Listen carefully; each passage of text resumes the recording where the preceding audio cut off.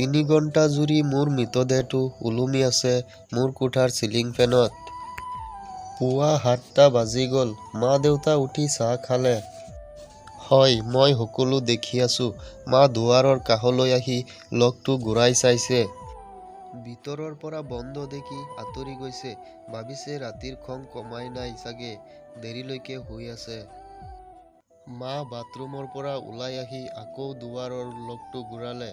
মুখেৰে ভুৰভুৰালে, ইমান দেৰিলৈকে শুই থাকিব লাগেনে? ডাইনিং টেবুলত চকীখনত বহি দেউতাই পেপাৰ পঢ়ি আছে। মা গৈ ওচৰতে বহি দেউতাক বকিবলৈ ধৰিছে। আপুনিনো কালি কিয় বৰুৱাৰ ল'ৰাটোৰ ইমান গুণ গাব লাগে? সকলোৰে ল'ৰাই এ গ্ৰেড পাইছে নে কিবা? আমাৰ ই নাপালে নাই, সেইবুলি তাক এনেকৈ ক'ব নালাগে নহয়। দেউতাই মাক বহুত খং কৰিব বুলি ভাবিছিলো, পিছে নাই। দেউতাই লাহে লাহে ক'লে, হ'ব দিয়া, কিবা এটা পঢ়িলেই হ'ল। আজিকালি ডাক্তৰ ইঞ্জিনিয়াৰ পঢ়িলেও চাকৰি নাই দেখোন। ডিগ্ৰী এটা ল'লে কিবা এটা কৰি খাব পাৰিব। হ'ব দিয়া, মই চিন্তা কৰা নাই সেইবোৰ। দেউতাৰ কথা শুনি মই আচৰিত হলো। দেউতাচোন মই ভবা ধৰণৰ নহয় দেখোন। আচলতে কোনেও কথাটো ইমান চিৰিয়াছলি লোৱাই নাই। মোৰ দুখ লাগিল, কি ভুল কৰিলো মই। ভণ্টি কলেজলৈ বুলি ৰেডি হৈছে। তাই মাজতে এবাৰ কৈ গ'ল, আমাৰ মহাৰাজ উঠাই নাই নেকি? মাক আৰু কৈছে, দাদাক কবি 12 বজাত মোক লৈ আহিব কলেজৰ পৰা। কাকতিহঁতৰ ডাঙৰটোৱে মোক সদায় দিগদাৰ কৰি থাকে, এসেকা দিব লাগিব আজি তাক। তাইৰ কথা শুনি মই উত্তেজিত হৈ উঠিলো। হাতখনেৰে ডিঙিৰ ৰছীডাল খুলিব খুজিলো। পিছে নিথৰ হাতখন মই লৰচৰেই কৰিব নোৱাৰিলো। মই বুজিলো কিমান ভুল হৈ গ'ল মোৰ। তাই কাৰ লগত কাজিয়া কৰিব, কাৰ লগত বজাৰলৈ যাব, কোনে তাইক বান্ধৱীৰ ঘৰত থৈ আহিব। নতুনকৈ কলেজলৈ যোৱা ভণ্টি গেটখন খুলি ৰাস্তাত উঠিল। মই দেখি আছো। তাইক কোনোবাই কিবা কৰিলেও মই এতিয়া একো ক'ব নোৱাৰো। এই মুহূৰ্তত বন্ধু আকাশ বিৰাজহঁতে কি প্লান কৰি আছে তাকো মই জানিব পাৰিলো। গোটেই কেইজন আহিব একেলগে, মোক KFC লৈ নি ছাৰপ্ৰাইজ দিব।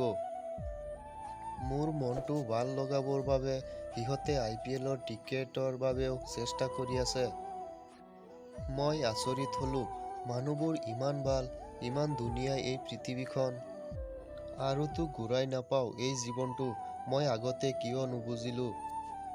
মা আকৌ দুৱাৰৰ ওচৰলৈ আহিল, সৰু সৰুকৈ ক'লে, বাবা উঠ, দুৱাৰখন খুলি দে।